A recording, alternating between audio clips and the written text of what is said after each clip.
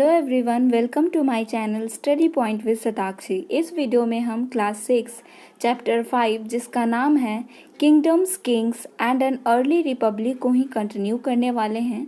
तो इस वीडियो में हम लोग क्या पढ़ने वाले हैं, सबसे पहले ये जान लेते हैं। इस वीडियो में हम लोग महाजनपदास के टॉपिक्स को कवर करने वाले हैं और टैक्सेस के बारे में पढ़ने वाले हैं। तो सबसे पहले अगर मेरे चैनल पे आप नए आए हैं तो प्लीज़ मेरे चैनल को लाइक कीजिए, शेयर कीजिए और सब्सक्राइब करके बेल आइकन को हिट कर दीजिए, जिससे मेरी वीडियो की नोटिफिकेशन आप तक पहुंचती रहेगी।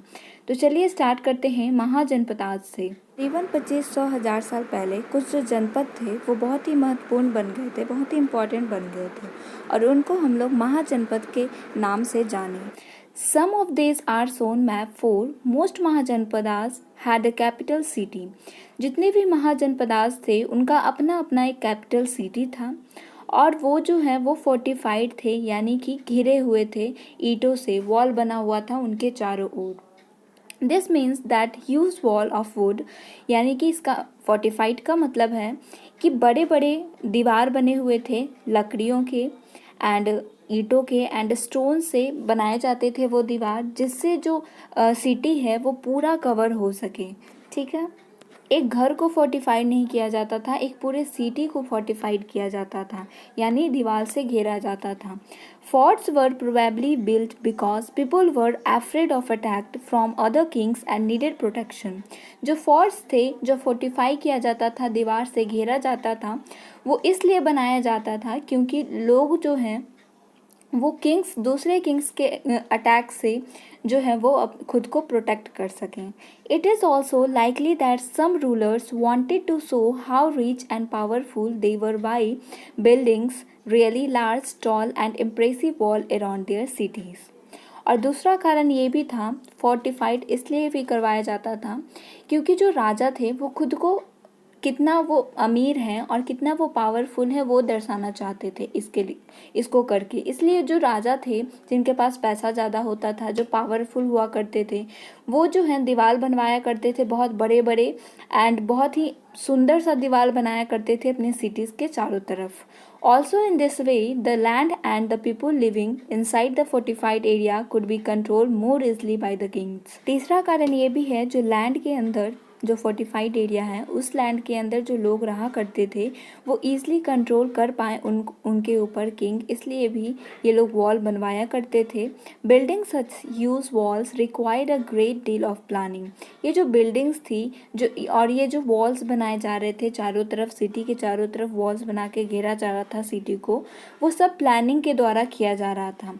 Thousand if not lack of bricks or stones had to prepared. This in turn meant enormous labor provided possibly by thousands of men, women and children, and resources had to be found for all of this. बहुत सारे इसको बनाने में जुटे हुए थे, बहुत सारे लेबर को जुटाया जाता था, बहुत सारे लेबर से काम करवाया जाता था इस वॉल्स को बनाने के लिए। उसमें मेन भी हुआ करते थे, वुमेन्स भी, औरतें भी हुआ करते थे, बच्चे भी हुआ करते थे जो इस वॉल्स को बनाते थे। ये इस तरीके से फोर्टिफाइड किया जाता था सिटीज़ को। आप यहाँ पे देख सकते हैं, ये जो फिगर है। The new rajas now begin maintaining army. जो नए नए राजा बन रहे थे वो अपने आर्मी को भी मेंटेन कर रहे थे। Soldier were paid regular salary and maintain by the king through out the year.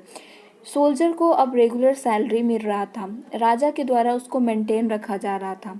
Some payments were probably made using punch marked coins.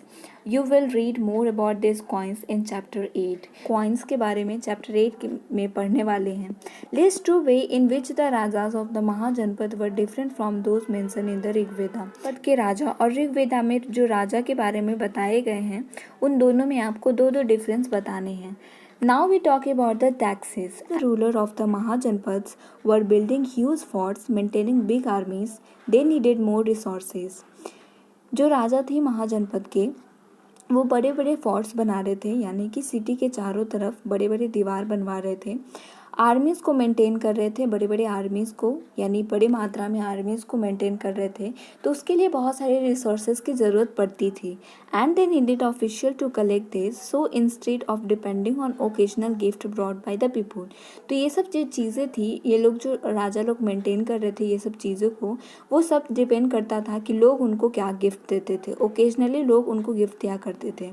As in the case of raja of the janapads, they started collecting regular tax. अब राजा क्या करने लगे कि लोगों से tax लेने लगे। तो वो लोगों से, अलग अलग ऑक्यूपेशन के लोग यहाँ पे रहते थे, तो कौन कौन से लोग थे जिनका अलग अलग ऑक्यूपेशन था, वो किस तरीके से राजा को टैक्स के रूप में क्या देते थे, उनके बारे में हम लोग जानेंगे। तो देखिए, सबसे पहले taxes on crops were most important. जो क्रॉप्स पे टैक्सेस जो लगता था वो बहुत ही महत्वपूर्ण होता था, क्योंकि आधा से ज़्यादा जो लोग थे वो फार्मर ही हुआ करते थे, किसान ही हुआ करते थे। तो वो लोग जो टैक्स है वो अपने जो भी उन्होंने प्रोडक्शन किया एग्रीकल्चर में, उसका 1/6 राजा को देना पड़ता था टैक्स के रूप में। दूसरा, there were taxes on the craft person as well. जो क्राफ्ट पर्सन हुआ करते थे उनको भी टैक्स देना पड़ता था। ये लोग जो हैं वो लेबर के रूप में अपना टैक्स पे किया करते थे। जैसे कि अगर राजा को अपने कुछ कपड़े सिलवाने हैं, तो वो लोग जो है इनके द्वारा जाकर मंथ में एक बार राजा के पास जाते थे और उनका काम कर दिया करते थे। अब herders were also expected to pay taxes in the form of animals and animal produce। Herders के द्वारा भी टैक्सेस दिया जाता था, राजा लिया करते थे हर्डर्स से भी। हर्डर्स अपना टैक्स कैसे पे किया करते थे वो देखेंगे। हर्डर्स कौन हुआ करते थे? जो जानवर को पाला करते थे। तो वो लोग जो है टैक्स के रूप में जानवर दे दिया करते थे, या तो फिर जो जानवर से जो भी प्रोड्यूस हुआ है, जैसे कि गाय से दूध प्रोड्यूस हुआ है तो दूध को भी टैक्स में दे दिया करते थे। There were also taxes on goods that were bought and sold through trade। बहुत सारी गुड्स पे भी टैक्सेस लगती थी, जैसे कि ट्रेड में अगर कोई व्यापारी जा रहा है, उसको बेच रहा है, तो उसका जो आधा हिस्सा होता था वो राजा को टैक्स के रूप में देना पड़ता था। And hunters and gatherer also had to provide forest produce to the raja. और जो हंटर गैदरर जो लोग थे उनको भी राजा को टैक्स देना पड़ता था।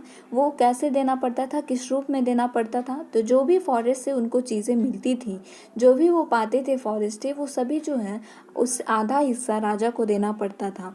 तो इस तरीके से राजा जो है वो टैक्स लेकर ये सब चीज़ को मेंटेन कर रहे थे।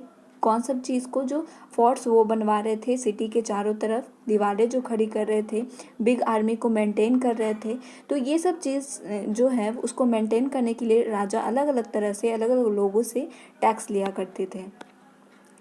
तो आज के लिए यहीं तक। अगर मेरे आप चैनल पे नए आए हैं तो प्लीज़ मेरे चैनल को लाइक कीजिए, सब्सक्राइब कीजिए और बेल आइकन को हिट कर दीजिए, जिससे मेरी वीडियो की नोटिफिकेशन आप तक पहुंचती रहेगी। अगर आप first chapter, second chapter, third chapter और फोर्थ चैप्टर और फिफ्थ चैप्टर के फर्स्ट पार्ट को अभी तक नहीं पढ़े हैं तो प्लीज़ इस वीडियो की डिस्क्रिप्शन में लिंक दी गई है, वहाँ जाकर आप लिंक पर क्लिक करके वीडियो देख सकते हैं। Thank you.